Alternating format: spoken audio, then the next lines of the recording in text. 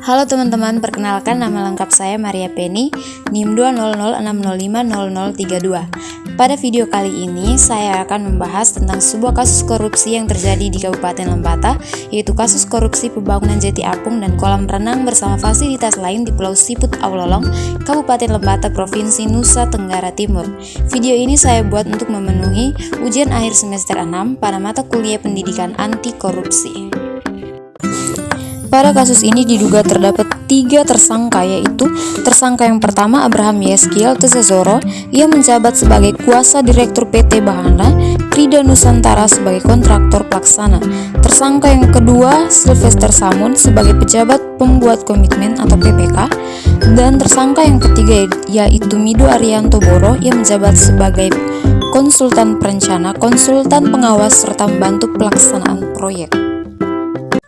Proyek ini dari Dinas Kebudayaan dan Pariwisata Kabupaten Lembata tahun anggaran 2018 sampai 2019, yang dimana tindakan korupsi ini telah menelan kerugian negara senilai 1 miliar lebih dari total nilai proyek 6 miliar lebih.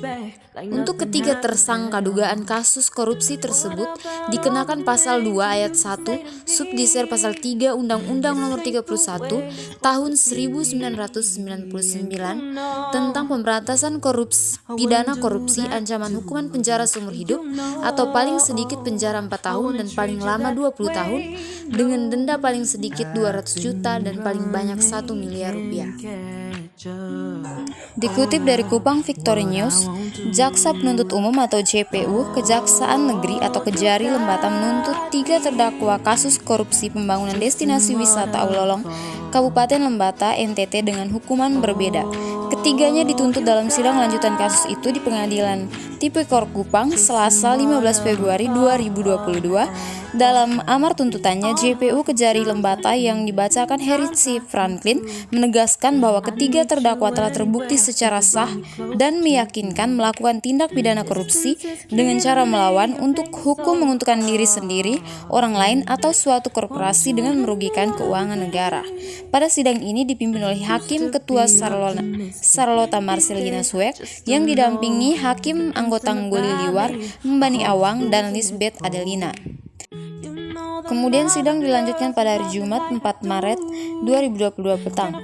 Dalam amar putusan majelis hakim yang dibacakan oleh Hakim Anggota Nggoli Liwar Mbani Awang menerangkan untuk terdakwa Abraham Limanto terbukti bersalah melakukan tindak pidana korupsi. Hakim menjatuhkan hukuman untuk terdakwa Abraham Limanto dalam amar putusan menjatuhkan hukuman pidana kurungan 2 tahun penjara serta denda senilai 100 juta. Sedangkan Sylvester Samun dalam amar putusan majelis hakim menjatuhkan pidana penjara 1 tahun 3 bulan kurungan. Selain itu, terdakwa juga diwajibkan membayar denda senilai 100 juta rupiah subsidiar 3 bulan kurungan. Sementara untuk terdakwa Mido Arianto Baro, dalam amar putusan hakim menjatuhkan pidana kurungan 1 tahun 3 bulan dan membayar uang pengganti sebesar 393 juta lebih. I wouldn't do that to you, you know.